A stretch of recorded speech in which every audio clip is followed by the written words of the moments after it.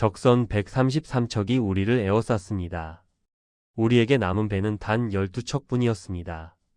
1597년 9월 16일 명량 해역. 이순신 장군이 막료들에게 던진 이 말은 절망 그 자체였습니다. 불과 2달 전만 해도 조선 수군은 수백 척의 전선을 보유하고 있었습니다. 그런데 어떻게 12척까지 무너졌을까요? 이런 상황이 벌어진 데에는 아주 충격적인 이유가 있었습니다. 1597년 7월 16일 칠천량 앞바다. 원균이 이끄는 조선 수군 주력 함대가 일본군의 기습을 받았습니다. 159척의 전선 중 12척만 살아남았습니다. 단 하루 만에 일어난 일이었습니다. 원균은 전사했고 그가 지휘하던 수천 명의 수군이 바다에 수장되었습니다. 6년간 이순신이 쌓아 올린 조선 수군의 무적 함대가 하루아침에 무너진 것입니다. 그리고 2달 뒤 백의종군으로 끌려갔던 이순신이 다시 삼도 수군 통제사로 임명되었습니다. 하지만 그에게 주어진 것은 겨우 12척의 배와 사기가 땅에 떨어진 병사들 뿐이었습니다. 조정에서는 수군을 포기하고 육지에서 싸우라는 명령을 내렸습니다. 상식적으로 생각해도 133대 10이라는 압도적인 병력 차이 앞에서 승산이 있을 리 없었습니다. 하지만 여기서 우리가 알아야 할 중요한 사실이 있습니다. 임진왜란 7년 전쟁 내내 조선이 완전히 무너지지 않았던 이유는 단 한 명의 영웅 때문만은 아니었다는 것입니다. 이순신의 뒤에는 권율이 있었고 곽재우가 있었고 김시민이 있었습니다. 조원이 있었고 사명대사가 있었고 이름 없는 수많은 의병들이 있었습니다. 그렇다면 과연 누가 임진왜란 최고의 영웅일까요? 누구의 기여도가 가장 컸을까요? 이 질문에 답하기 위해서는 먼저 기준을 명확히 해야 합니다. 전투에서의 공헌을 어떻게 측정할 것인가? 단순히 용맹함만으로 평가할 것인가? 아니면 전략적 중요도를 볼 것인가? 우리는 4가지 기준을 설정했습니다. 첫 번째 전과입니다. 얼마나 많은 전투에서 이겼는가? 얼마나 많은 적을 격파했는가? 가장 객관적이고 명확한 지표입니다. 조선 왕조실록과 난중일기, 징비록 등의 1차 사료에 기록된 구체적인 숫자들을 바탕으로 평가했습니다. 두 번째 전략적 중요도입니다. 그 승리가 전쟁의 흐름을 얼마나 바꿨는가? 지역적 방어와 전국적 판도 변화는 다른 차원의 문제입니다. 예를 들어 한산도 해전의 승리는 단순히 배 70척을 격침시킨 것 이상의 의미를 가집니다. 일본군의 서해 진출을 막아 명나라 원군의 안전한 상륙을 보장했고 전라도 곡창지대를 지켜냈습니다. 세 번째 피하 손실 비율입니다. 같은 승리라도 아군 피해가 적으면서 적군에게 큰 타격을 준 것과 피해를 감수하면서 거둔 승리는 다릅니다. 전자가 더 높은 평가를 받아야 합니다. 이것은 지휘관의 전술적 능력을 보여주는 핵심 지표입니다. 네 번째, 전쟁 전환점에 대한 기여도입니다. 위기의 순간에 상황을 역전시킨 전투는 그 자체로 특별한 가치를 가집니다. 명량해전이 대표적입니다. 만약 이 전투에서 졌다면 일본군은 서해로 진출해 한양을 완전히 포위했을 것이고 명나라 보급로도 끊겼을 것입니다. 이 4가지 기준으로 임진왜란의 영웅들을 S, A, B, C, D 5등급으로 나눴습니다. S티어는 전쟁의 승패를 좌우한 절대적 기여자, A티어는 전쟁 판도를 바꾼 핵심 전력, B티어는 주요 전투에서 큰 공을 세운 장수, C티어는 지역 방어에 기여한 인물, D티어는 용맹했으나 전략적 영향이 제한적이었던 이들입니다. 객관적이고 공정한 평가를 위해 감정은 최대한 배제했습니다. 후대에 만들어진 영웅 이미지가 아니라 당시 기록된 실제 전과를 중심으로 판단했습니다. 물론 완벽한 평가는 불가능합니다. 400년 전의 일이고 기록마다 차이가 있기 때문입니다. 하지만 가능한 사료적 근거에 충실하려고 노력했습니다. 그리고 한 가지 더 강조하고 싶은 것이 있습니다. 낮은 티어에 배치되었다고 해서 그들의 희생과 용기를 폄하하는 것이 절대 아닙니다. D티어에 있는 조원도 C티어에 있는 정기룡도 목숨을 바쳐 나라를 지킨 영웅들입니다. 다만 전쟁 전체에 미친 영향의 크기를 객관적으로 비교하는 것뿐입니다. 이제 가장 궁금한 질문으로 들어가 보겠습니다. 과연 누가 S티어에 오를 자격이 있을까요? 23전 23승의 이순신일까요?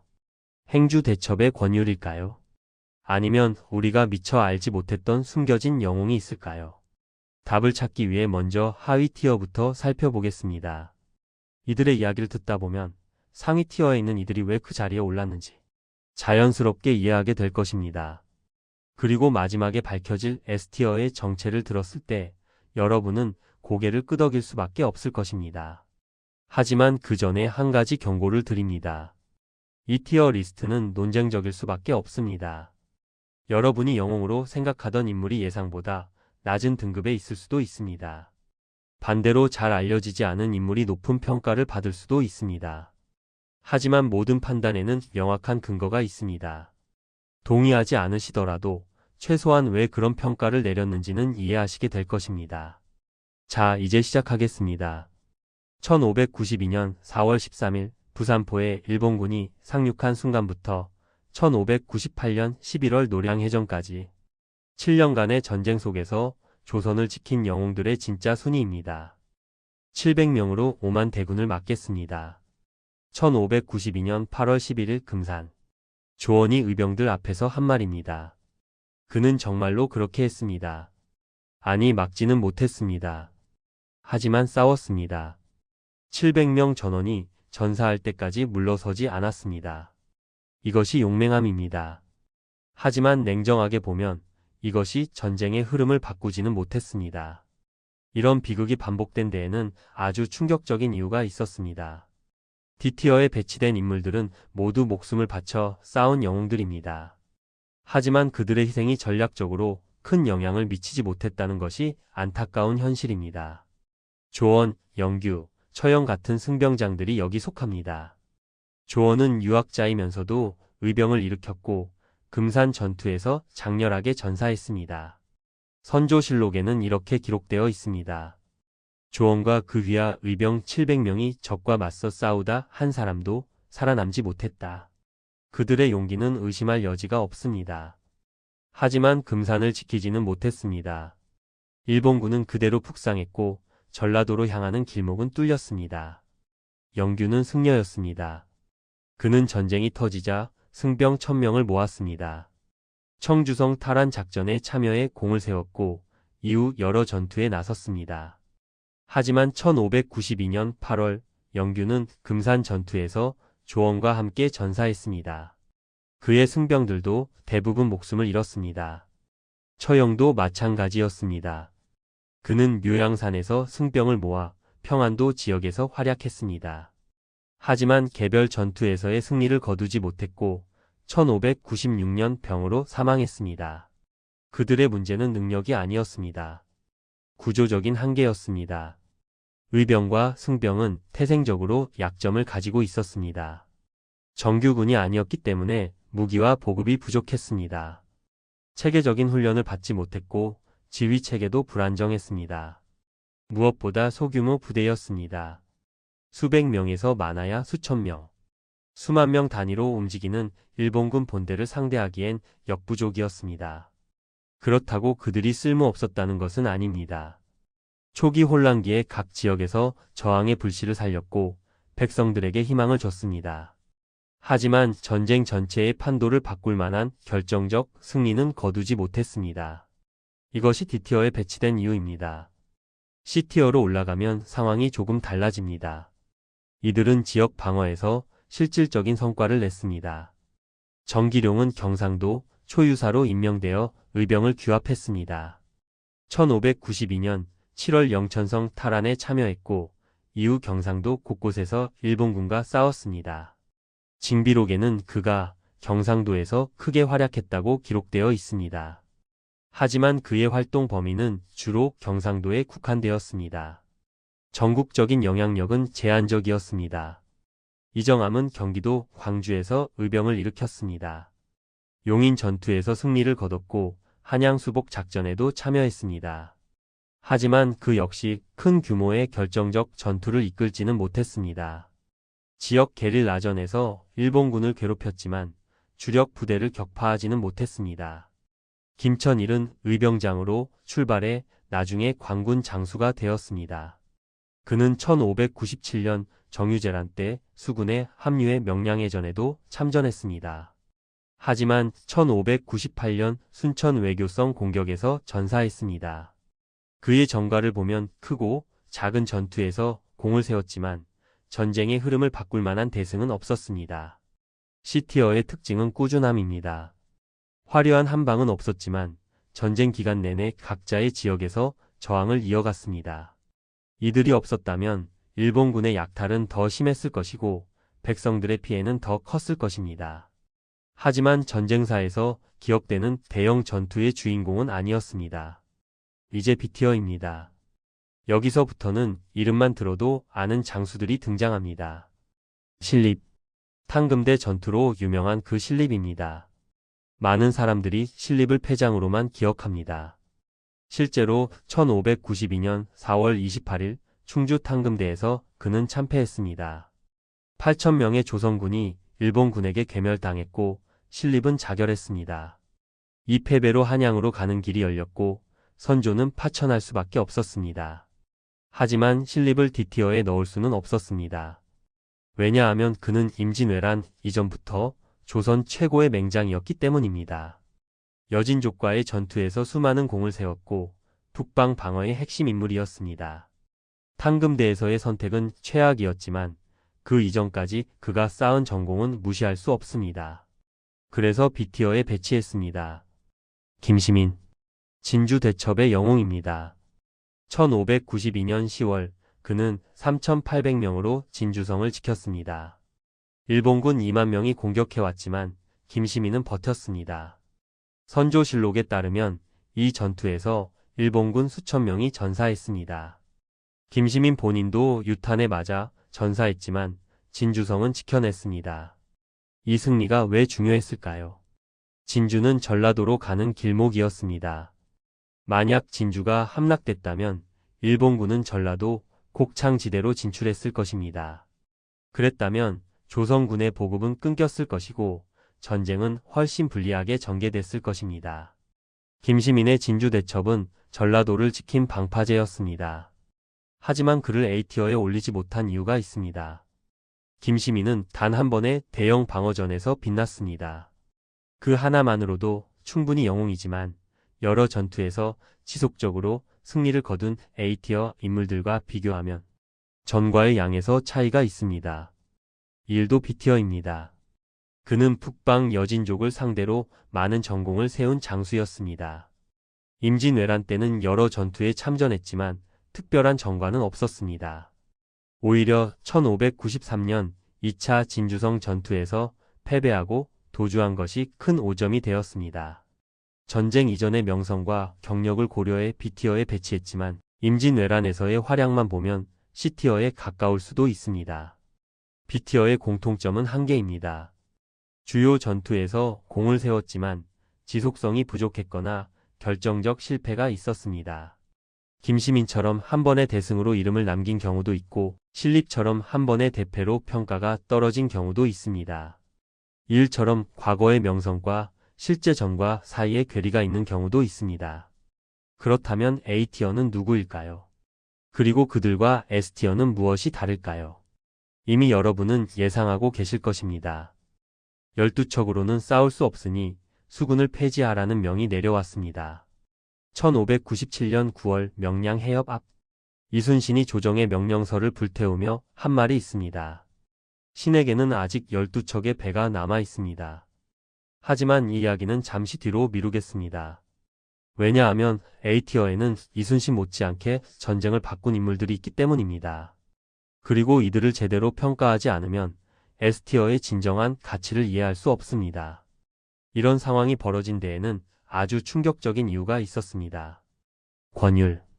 행주 대첩의 영웅입니다. 1593년 2월 12일 행주산성. 권율이 지휘하는 조선군은 2,300명이었습니다. 일본군은 3만 명이었습니다. 13배 차이. 상식적으로 이길 수 없는 싸움이었습니다. 하지만 권율은 이겼습니다. 선조실록에 기록된 내용을 보면 일본군 사상자는 1만 명이 넘었습니다. 반면 조선군 피해는 100명 안팎, 100대 1의 교환 비율입니다. 이것이 가능했던 이유는 권율의 치밀한 준비 때문이었습니다. 그는 산성의 지형을 완벽하게 활용했습니다. 일본군이 올라올 수 있는 경로를 미리 파악하고 그곳에 화포와 궁수를 배치했습니다. 부녀자들까지 동원해 돌을 날랐고 그 돌들이 적에게 피처럼 쏟아졌습니다. 일본군은 좁은 산길에서 제대로 된 대형도 갖추지 못한 채 일방적으로 당했습니다. 이 승리가 중요한 이유는 타이밍이었습니다. 1593년 초 평양성이 탈환되고 일본군이 남쪽으로 후퇴하던 시점이었습니다. 일본군은 한양 근처에서 재정비를 시도하고 있었습니다. 만약 행주산성이 함락됐다면 일본군은 한강 유역을 완전히 장악하고 명나라 원군의 남하를 막을 수 있었습니다. 하지만 권율이 버텼습니다. 일본군은 행주산성을 포기하고 더 남쪽으로 물러날 수밖에 없었습니다. 이것이 전세를 바꾼 순간이었습니다. 권율은 이후에도 지속적으로 활약했습니다. 울산 전투, 순천 외교성 전투 등에 참전하며 전쟁이 끝날 때까지 최전선을 지켰습니다. 그런데 권율을 S티어가 아닌 A티어에 배치한 이유가 있습니다. 행주 대첩은 분명 대승이었지만 단 한 번의 방어전이었습니다. 그 이후 권율이 참전한 전투들에서는 결정적인 승리를 거두지 못했습니다. 울산성 공격은 실패했고 순천 외교성도 함락시키지 못했습니다. 뛰어난 방어 전문가였지만 공세적 작전에서는 한계를 보였습니다. 곽재우, 홍위 장군이라 불린 의병장입니다. 그는 전쟁 초기부터 경상도에서 의병을 일으켰고 붉은 옷을 입고 싸워 일본군에게 공포의 대상이 되었습니다. 난중 잠록에 따르면 곽재우는 크고 작은 전투에서 연전연승했습니다. 그의 특별함은 전술에 있었습니다. 곽재우는 정면 대결을 피했습니다. 대신 매복과 기습을 택했습니다. 일본군의 보급로를 끊고 야간에 기습해 혼란을 일으켰습니다. 소수의 병력으로 훨씬 큰 적을 무력화시키는 게릴라전의 달인이었습니다. 1592년 6월 그는 정암진 전투에서 일본군 수백 명을 격파했습니다. 같은 해 8월에는 의령에서 일본군 진지를 기습해 큰 타격을 입혔습니다. 곽재우의 의병 활동은 경상도 전역에 영향을 미쳤습니다. 일본군은 그를 두려워했고 함부로 내륙 깊숙이 들어오지 못했습니다. 하지만 곽재우도 A티어입니다. S티어가 아닙니다. 이유는 명확합니다. 그의 활동 범위가 주로 경상도에 국한되었다는 점, 그리고 대규모 야전에서 일본군 주력을 격파한 기록이 없다는 점입니다. 게릴라전의 명수였지만 전쟁 전체의 판도를 뒤바꿀 만한 결정적 한방은 없었습니다. 김덕령. 아마도 가장 논쟁적인 인물일 것입니다. 많은 사람들이 김덕령을 임진왜란의 영웅으로 기억합니다. 하지만 실제 전과를 보면 의외입니다. 김덕령은 1593년 의병을 일으켜 전라도 지역에서 활동했습니다. 그는 뛰어난 무예로 유명했고 많은 백성들이 그를 따랐습니다. 최대 5,000명의 의병을 이끌었다는 기록도 있습니다. 하지만 문제는 구체적인 전과가 명확하지 않다는 것입니다.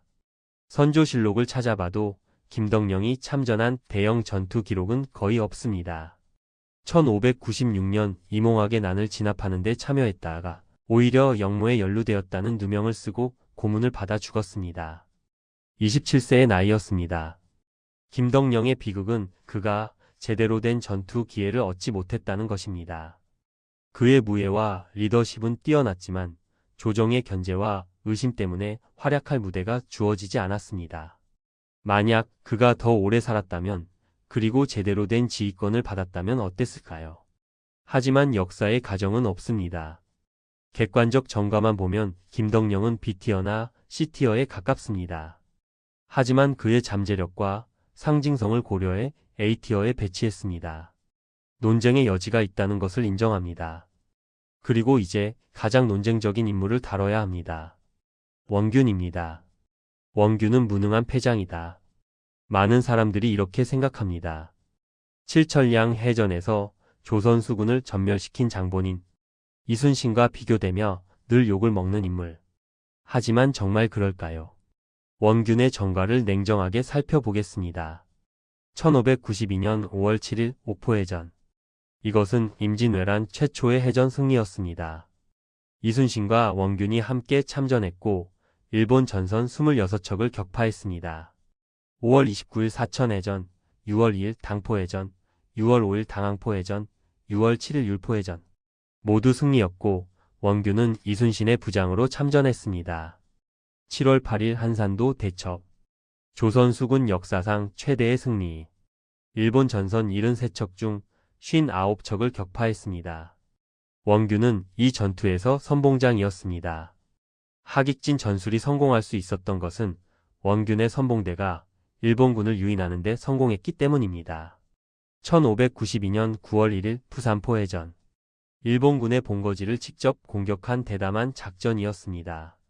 원균은 이 전투에서도 선봉을 맡았고 전선 100여 척을 불태웠습니다. 이후에도 웅천, 장문포, 명량 등 크고 작은 해전에 계속 참전했습니다. 그렇다면 왜 원균은 욕을 먹는 걸까요? 1597년 7월 16일 칠천량 때문입니다. 이순신이 파직되고 원균이 삼도 수군 통제사가 되었습니다. 원균은 조정의 압력에 못 이겨 무리한 출전을 강행했고 일본군의 기습을 받아 참패했습니다. 159척 중 12척만 살아남았습니다. 원균 본인도 전사했습니다. 이것은 명백한 실패였습니다. 변명의 여지가 없습니다. 하지만 칠천량 하나만으로 원균의 모든 것을 평가할 수는 없습니다. 5년간 이순신과 함께 싸우며 거둔 수많은 승리들. 그것들도 원균의 전과입니다. 원균을 어디에 배치해야 할까요? 가장 고민한 부분입니다. 칠천량만 보면 D티어입니다. 하지만 그 이전의 전과들을 보면 A티어에 가깝습니다. 결국 B티어에 배치했습니다. 그리고 특별 섹션을 만들었습니다. 원균 논쟁이라는. 원균에 대한 평가는 극단적으로 갈립니다. 어떤 사람들은 그를 무능한 패장으로만 봅니다. 어떤 사람들은 이순신의 가려진 불운한 명장이었다고 주장합니다. 진실은 그 중간 어딘가에 있을 것입니다. 원균은 분명 유능한 장수였습니다. 하지만 최고 지휘관으로서의 역량은 부족했습니다. 이순신의 부장일 때는 빛났지만 홀로 서자 무너졌습니다. 이것이 냉정한 평가입니다. A티어의 공통점이 보입니까? 이들은 모두 전쟁의 흐름을 바꿨습니다. 권율은 행주에서, 곽재우는 경상도에서, 원균은 이순신과 함께 바다에서. 하지만 이들에게는 한 가지 한계가 있었습니다. 지속성입니다. 권율은 행주 이후 큰 승리가 없었습니다. 곽재우는 경상도를 벗어나지 못했습니다. 원균은 칠천량에서 무너졌습니다.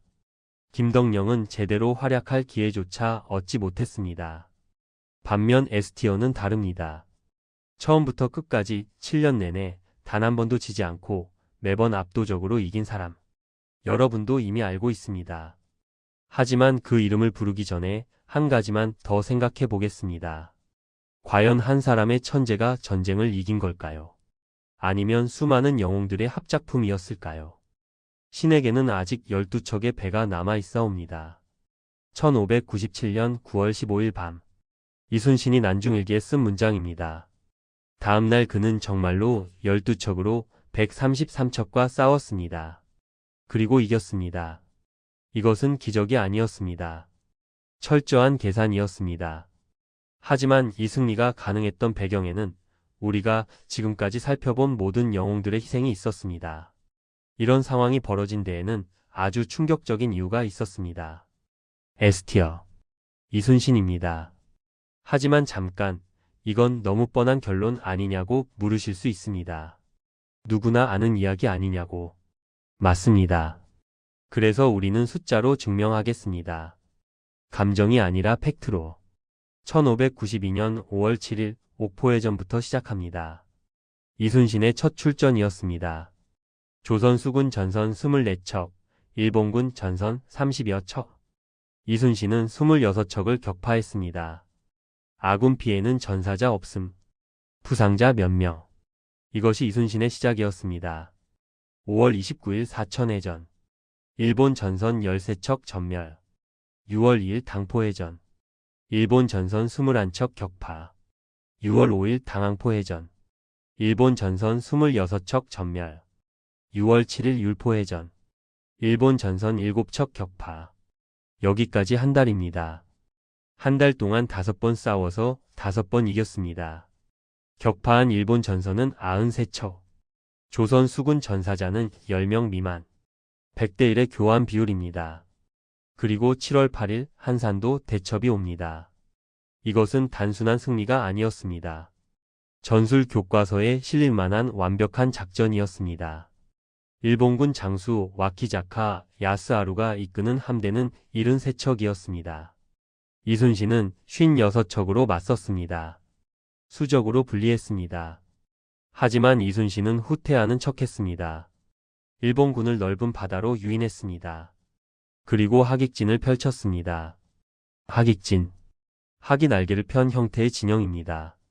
중앙은 후퇴하고 양 날개가 적을 포위하는 전술입니다. 일본군은 조선 수군에게 완전히 포위되었습니다.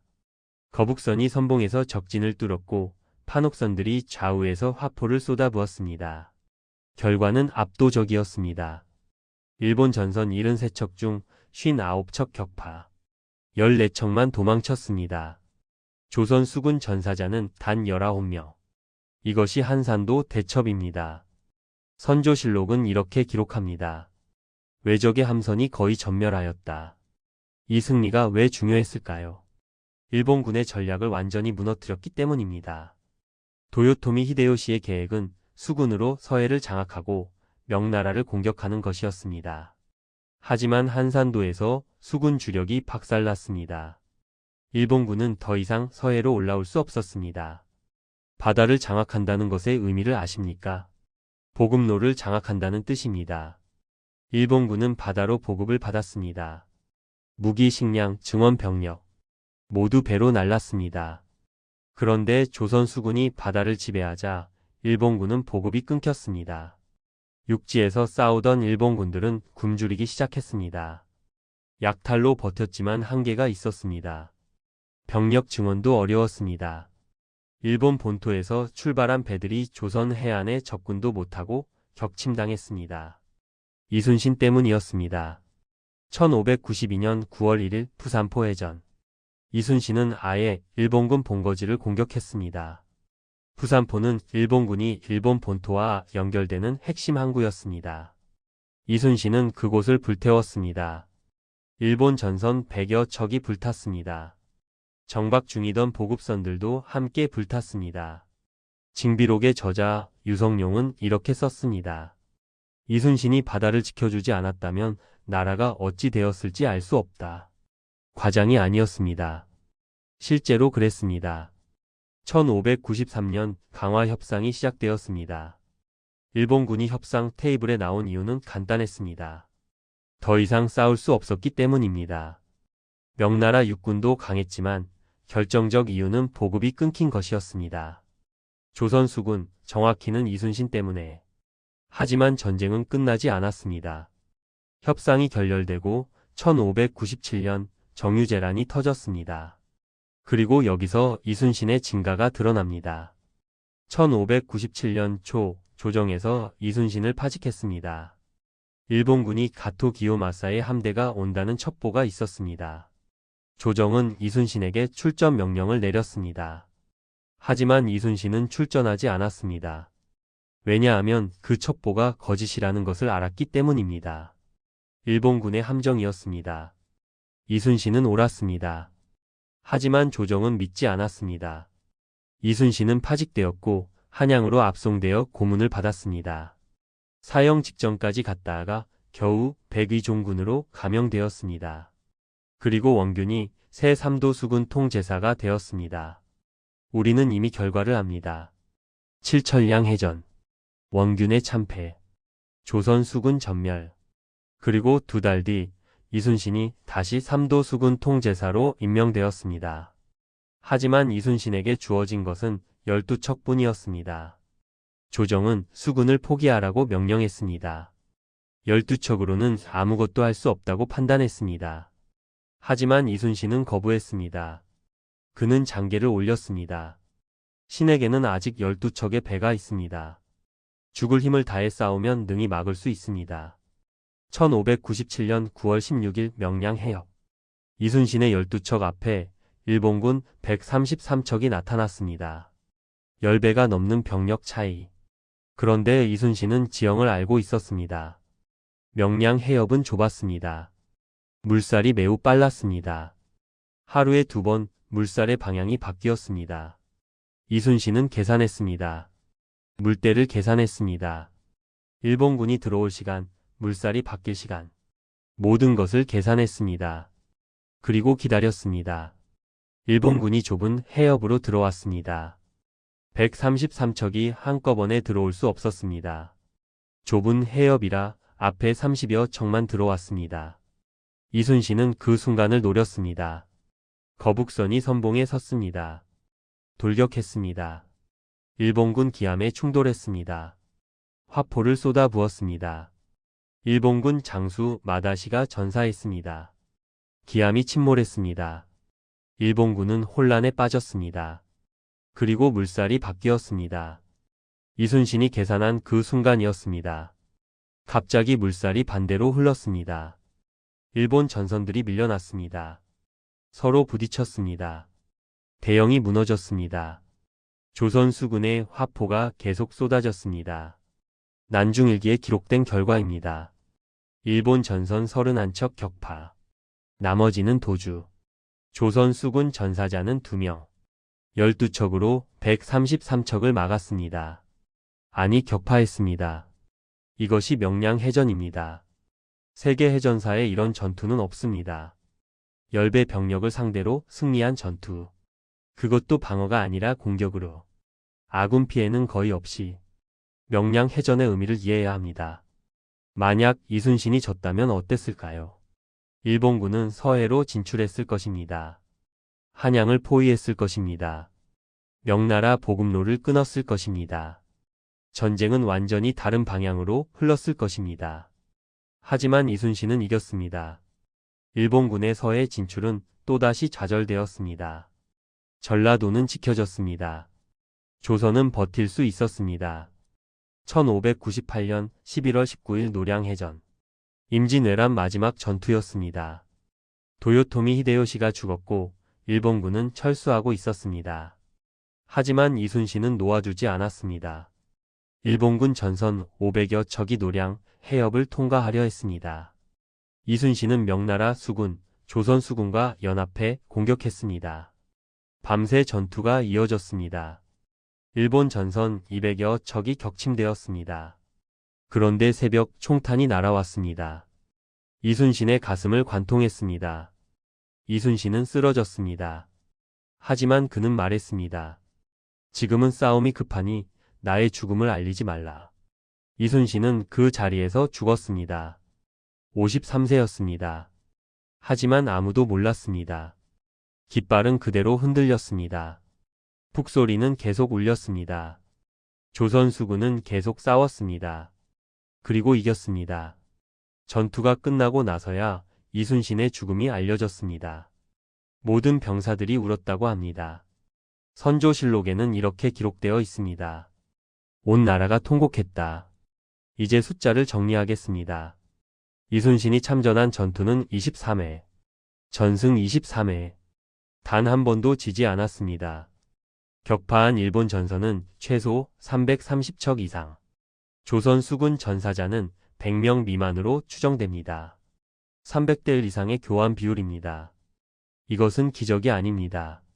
천재적 전략과 완벽한 준비, 그리고 절대 굴하지 않는 의지의 결과입니다. 이순신은 매 전투마다 지형을 연구했습니다. 물때를 계산했습니다. 적의 약점을 파악했습니다. 아군의 강점을 극대화했습니다. 거북선은 그가 개발했습니다. 판옥선의 전술은 그가 완성했습니다. 하객진은 그가 창안했습니다. 그리고 무엇보다 병사들을 아꼈습니다. 난중일기를 보면 전사한 병사 한 명 한 명의 이름까지 기록했습니다. 그들의 가족을 걱정했습니다. 병사들은 이순신을 믿었습니다. 12척으로 133척과 싸우라는 명령에도 따랐습니다. 왜냐하면 이순신이라면 이길 수 있다고 믿었기 때문입니다. 실제로 이순신은 이겼습니다. 한 번도 병사들을 배신하지 않았습니다. 그래서 이순신은 S티어입니다. 이견이 있을 수 없습니다. 하지만 여기서 멈추면 안 됩니다. 우리가 놓치면 안 되는 것이 있습니다. 이순신 혼자 전쟁을 이긴 것이 아닙니다. 육지에서 권율이 행주를 지켰습니다. 곽재우가 경상도를 지켰습니다. 김시민이 진주를 지켰습니다. 조원이, 영규가, 수많은 의병들이 각자의 자리에서 싸웠습니다. 그들이 버텨줬기 때문에 전라도가 지켜졌습니다. 전라도가 지켜졌기 때문에 이순신의 수군이 보급을 받을 수 있었습니다. 만약 전라도가 함락됐다면 이순신도 싸울 수 없었을 것입니다. 이순신도 이것을 알았습니다. 그래서 그는 난중일기에 다른 장수들의 승전보를 기록했습니다. 기뻐했습니다. 함께 싸우는 동료들이었기 때문입니다. 임진왜란은 한 사람의 영웅이 이긴 전쟁이 아닙니다. 수많은 영웅들이 함께 이긴 전쟁입니다. 이순신이 S티어인 것은 맞습니다. 하지만 A티어, B티어, C티어, D티어에 있는 모든 영웅들이 없었다면 S티어도 의미가 없었을 것입니다. 이것이 우리가 기억해야 할 진실입니다. 이순신은 가장 위대한 영웅이었습니다. 하지만 그는 혼자가 아니었습니다. 여러분이라면 어떤 선택을 하셨을까요? 지금까지 우리는 임진왜란 영웅들의 티어를 나눴습니다. 숫자로 증명했습니다. 점과로 비교했습니다. S티어부터 D티어까지 객관적 기준으로 평가했습니다. 하지만 이제 마지막 질문을 던져야 합니다. 과연 이 평가가 완벽할까요? 혹시 우리가 놓친 것은 없을까요? 이런 질문을 던지는 데에는 아주 충격적인 이유가 있었습니다. 역사는 승자의 기록입니다. 조선왕조실록도, 난중일기도, 징비록도 모두 살아남은 자들이 쓴 기록입니다. 조원의 목소리는 들을 수 없습니다. 그는 금산에서 죽었기 때문입니다. 김시민의 마지막 생각도 알 수 없습니다. 그는 진주성에서 숨을 거뒀기 때문입니다. 그렇다면 우리가 D티어에 배치한 영웅들은 정말 전략적 영향이 적었을까요? 아니면 단지 그들의 이야기가 충분히 기록되지 않았을 뿐일까요? 조원을 다시 생각해 봅니다. 700명 전원 전사. 일본군 5만을 막지는 못했습니다.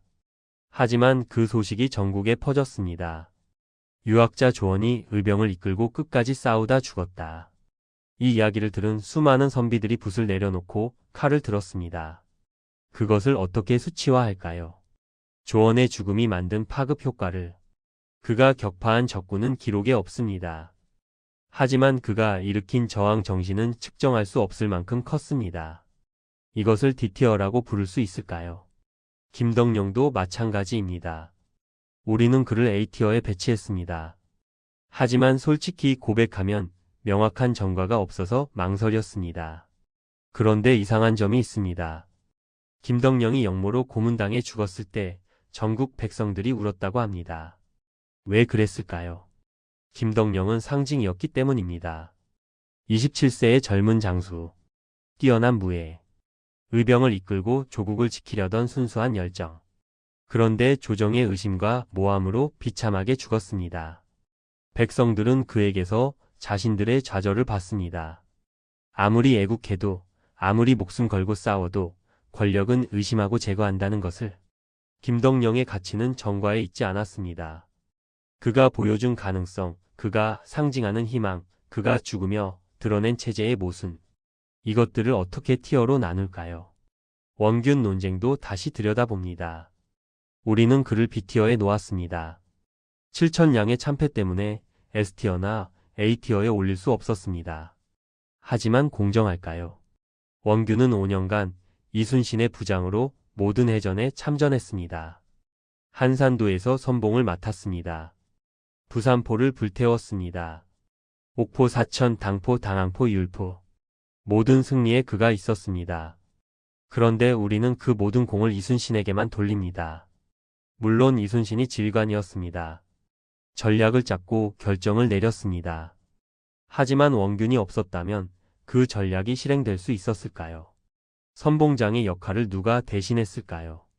7천량은 명백한 실패였습니다. 하지만 그것만으로 5년의 공을 지울 수 있을까요? 마지막 한 번의 실패가 그 전의 모든 성공을 무의미하게 만들까요?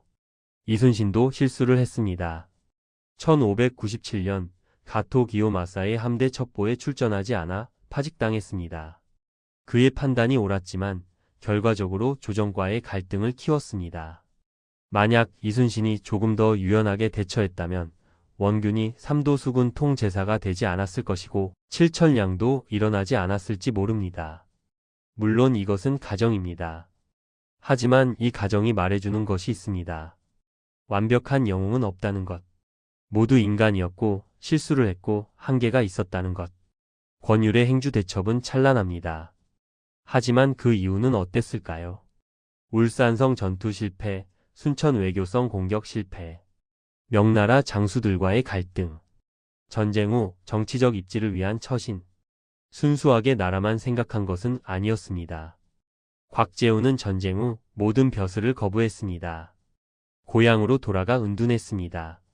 많은 사람들이 그를 청렴한 의병장으로 기억합니다. 하지만 다른 시각도 있습니다. 전쟁이 끝난 뒤 복구와 재건에는 참여하지 않았습니다. 그것도 책임 아니었을까요? 우리는 너무 쉽게 판단합니다. 400년 전의 일을. 우리는 결과를 알고 있습니다. 누가 이기고 누가 지는지, 누가 살고 누가 죽는지. 하지만 그들은 몰랐습니다. 내일 무슨 일이 일어날지. 1592년 4월 부산포에 일본군이 상륙했을 때 아무도 몰랐습니다. 이 전쟁이 7년이나 이어질지, 100만 명이 죽을지, 나라가 폐허가 될지, 그저 혼란 속에서 선택해야 했습니다. 도망칠 것인가, 싸울 것인가, 살 것인가, 죽을 것인가, 항복할 것인가, 저항할 것인가. 신립은 탕금대를 선택했습니다. 기병으로 강변에서 싸우는 최악의 선택이었습니다. 하지만 그 순간 그는 최선이라고 믿었을 것입니다. 8,000명의 병사들도 따랐습니다. 그리고 전멸했습니다. 우리는 그를 어리석다고 말합니다. 왜 산성에 들어가지 않았냐고. 왜 기병으로 강변에서 싸웠냐고. 하지만 그 순간 신립의 머릿속에는 무슨 생각이 있었을까요? 혹시 그도 고민했을까요? 혹시 그도 두려웠을까요? 조원은 700명으로 오만을 막으러 갔습니다. 무모했습니다. 하지만 그는 갔습니다. 왜냐하면 누군가는 가야 했기 때문입니다. 그리고 죽었습니다. 우리는 그를 디티어에 놓았습니다. 전략적 영향이 제한적이라고. 하지만 조원 본인은 어떻게 생각했을까요? 그는 700명의 목숨을 낭비했을까요? 아니면 700명의 희생으로 조선의 저항 정신을 지켰을까요? 이순신은 23전 23승입니다. 하지만 그도 고민했습니다. 난중일기를 보면 알 수 있습니다. 밤새 잠을 이루지 못했다. 걱정이 태산 같다. 어찌할 바를 모르겠다. 명량 해협 앞에서 그도 두려웠을 것입니다. 12척으로 133척과 싸운다는 것. 미친 짓처럼 보였을 것입니다. 혹시 자신의 판단이 틀렸다면, 혹시 이번에는 지게 된다면, 그런 생각을 안 했을까요? 하지만 그는 싸웠습니다. 이겼습니다. 그래서 S티어입니다. 하지만 만약 졌다면 어땠을까요? 만약 명량에서 패배했다면 이순신은 어떻게 기억되었을까요? 무모한 작전으로 마지막 남은 12척마저 날린 패장이라고 욕먹지 않았을까요? 승리와 패배의 차이는 종이 한 장입니다. 운도 작용합니다. 물때가 조금만 달랐어도, 바람이 조금만 달랐어도 결과는 바뀔 수 있었습니다. 그래서 티어 리스트는 불완전합니다. 역사적 사실에 기반했지만 해석은 달라질 수 있습니다. 누군가는 원균을 A티어에 올려야 한다고 주장할 수 있습니다. 누군가는 김덕령을 C티어로 내려야 한다고 말할 수 있습니다. 누군가는 조원을 B티어에 올려야 한다고 생각할 수 있습니다. 모두 옳을 수 있습니다. 왜냐하면 완벽한 평가 기준은 없기 때문입니다. 우리는 정과 전략적 중요도, 피하 손실비, 전쟁 전환점 기여도로 평가했습니다. 하지만 다른 기준을 사용하면 순위는 바뀝니다. 만약 희생 정신으로 평가한다면 조원이 1등일 것입니다. 만약 지속성으로 평가한다면 곽재우가 높을 것입니다. 만약 상징성으로 평가한다면 김덕령이 올라갈 것입니다. 그래서 지금 여러분에게 묻고 싶습니다. 여러분의 티어 리스트는 어떻습니까? 여러분이 가장 높이 평가하는 영웅은 누구입니까? 댓글로 알려주세요. 이순신이 S티어라는 것에 동의하십니까? 아니면 다른 의견이 있으십니까? 원균을 어떻게 평가하십니까? 김덕령은 과대평가되었습니까? 과소평가되었습니까? 논쟁은 나쁜 것이 아닙니다. 오히려 좋은 것입니다. 논쟁한다는 것은 관심이 있다는 뜻입니다. 그들을 기억한다는 뜻입니다. 400년이 지난 지금도 우리가 그들에 대해 이야기한다는 것 자체가 의미 있습니다. 역사는 죽은 과거가 아닙니다. 살아있는 현재입니다.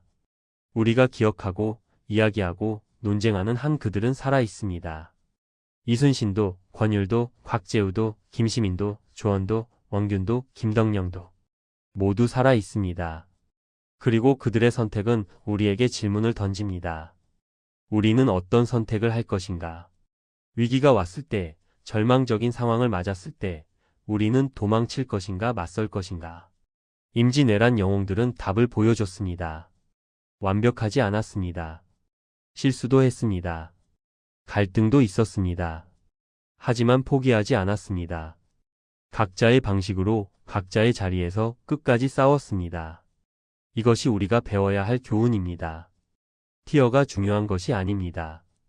S티어든 D티어든 그들은 모두 영웅이었습니다. 왜냐하면 싸웠기 때문입니다. 자신의 목숨을 걸었기 때문입니다. 나라를 지켰기 때문입니다. 다음 영상에서는 또 다른 역사 속 티어 리스트를 준비하겠습니다.